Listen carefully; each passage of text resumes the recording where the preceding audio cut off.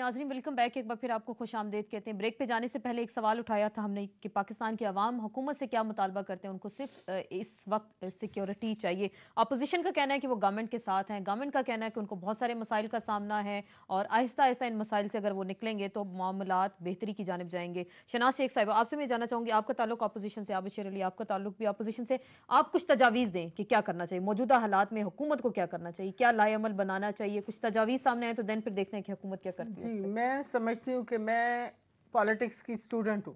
चौथी दफ़ा मैं असेंबली में हूँ और मैंने 14 साल 15 साल की उम्र में स्टूडेंट पॉलिटिक्स में हिस्सा लेना शुरू किया। मैं समझती हूँ कि इस सारे फसाद की और इस सारे अफसाने की जो जड़ें हैं वो CIA से मिलती हैं, अमेरिका से मिलती हैं, इंडिया से मिलती हैं, इजराइल से मिलती हैं और इनसे हमें खैर नहीं है। ये पहले 9/11 के बाद डू मोर करते रहे और हम डाई मोर होते रहे। तो हमें लेकिन उस वक्त आप नहीं बोले, आप लोग तो बेनजीर भुट्टो गवर्नमेंट का हिस्सा थी। देखिए मैं थी गवर्नमेंट का, लेकिन अभी बात करी थी मेरी बहन परसेप्शन की। परसेप्शन जो थी वो बिल्कुल फर्क थी। वो इस्लाम के उस पे आए थे। हम लोग इस्लाम के नाम पे ही हमने एक इलेक्टेड प्राइम मिनिस्टर को फांसी चढ़ा दिया था। लोग समझ रहे थे ये लोग इस्लाम लाना चाहते हैं, इस्लाम लाना चाहते हैं, और इनकी हुकूमत ने आते ही इस्लामी निजाम में मुशर्रफ हुकूमत की बात कर रही हूं। हाँ, मैं उसके ना उस वक्त बहुत रेजिस्टेंस थी मुल्क में, अवाम की रेजिस्टेंस थी कि ये लोग तो इस्लाम लाना चाहते हैं और हम लिबरलाइजेशन की बात कर रहे हैं, इसलिए हमारी इन तालिबान से और इनसे लड़ाई है। अब देखें आके, अब जाके जब हुकूमत ने सारी अपोजिशन की सपोर्ट से सवात में इस्लामी हुकूमत शरिया नाफिज करने का ऐलान कर दिया, तो भी वो ना ठीक हुए। तो फिर ये एक्सपोज हुए हैं पूरी कौम पे, पूरे मुल्क पे, और पूरी अपोजिशन को साथ लेके हुकूमत ने और हमारे फौजी भाइयों ने फ्रंट पे आके इनका सामना किया है और उनको भगाने की कोशिश करें। लेकिन अनलेस हुकूमत, उनको इमदाद कम हो, उनको पैसे कम आए, उनको इंडिया से हथियार ना मिले और अमेरिका को पता लगे कि we know Osama bin Laden कहाँ है। दूसरा ये बेनजीर भुट्टो के कत्ल पे मैं बात एक करना चाहती हूँ।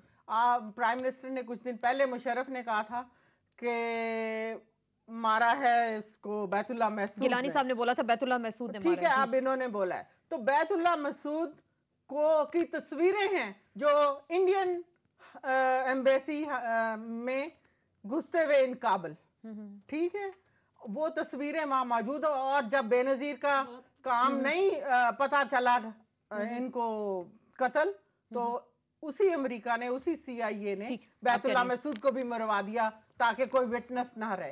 इनको जानना चाहिए वो कह रही है असल दुश्मन आपका अमेरिका है। वो मुख्तसरन ये कहना चाहिए अमेरिका, CIA, रॉ, इंडिया आपके असल दुश्मन है। इकट्ठे हो गए, डिसइंटीग्रेशन की बात कर रहे हैं। बिल्कुल इनकी सोच बिल्कुल ठीक है। जो इस वक्त पाकिस्तान की जियोग्राफिकल पोजीशन है या ओवरऑल खित्ते के अंदर पाकिस्तान के जो इंटरेस्ट हैं उनको बेस करते हुए हमारा हर वो मुल्क दुश्मन है जो पाकिस्तान की स्टेबिलिटी के खिलाफ है, खा वो इकोनॉमिक स्टेबिलिटी है, खा वो लॉ एंड ऑर्डर की सिचुएशन है। और वार ऑन टेरर के हवाले से जो हमें तोहफे अता हुए थे, हम उनसे छुटकारा हासिल करने की कोशिश कर रहे हैं। लेकिन एक बात जो मैं ऐड करना चाहूँगी आसमा के, देखें इस वक्त जिन हालात से हम गुजर रहे हैं, सब अक्रॉस द बोर्ड में इनकी तमाम तजावीज़ जो मेरी बहन ने कहा कि ये मुश्तरका दुश्मन है, वो जो इस्लाम के दुश्मन है।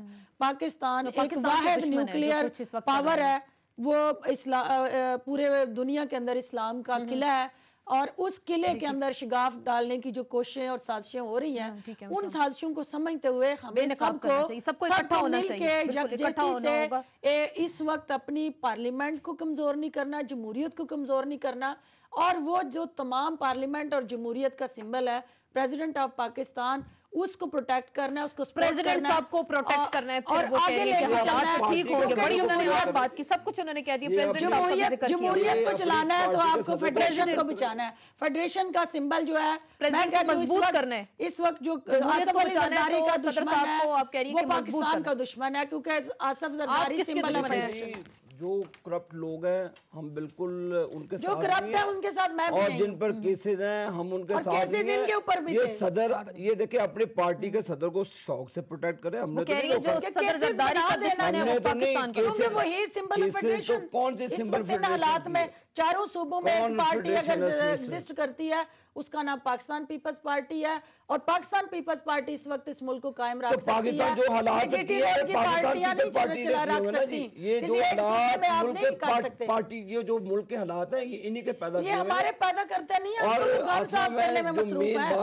ہم تو گن صاف کر رہے ہیں، مین بات گن تو ڈالا ہوا ہے اپنے ہم صاف کر رہے ہیں، صاف کہاں پہ گن ہم صاف کر رہے ہیں، ویکیوم کلینر لگایا ہوا ہے۔ انڈیویجولز کی بات میں سمجھتی ہوں جمہوریت کی ضرور سروائیو کرنا اور چاہیے۔ جمہوریت ایک ہی صورت میں ہو سکتی ہے کہ فیڈریشن آپ کہہ رہی ہیں جمہوریت ایک صورت میں ہوگی جو فیڈریشن صاحب کو قائم بچائیں گے آپ، وہ جمہوریت یہ کی بات بولنا دیکھ چاہ رہے ہیں۔ لیں، وہ امریکن پریزیڈنسی سے ایک بیان آیا، افغانستان، اسامہ اور پاکستان ایک چیز ہے۔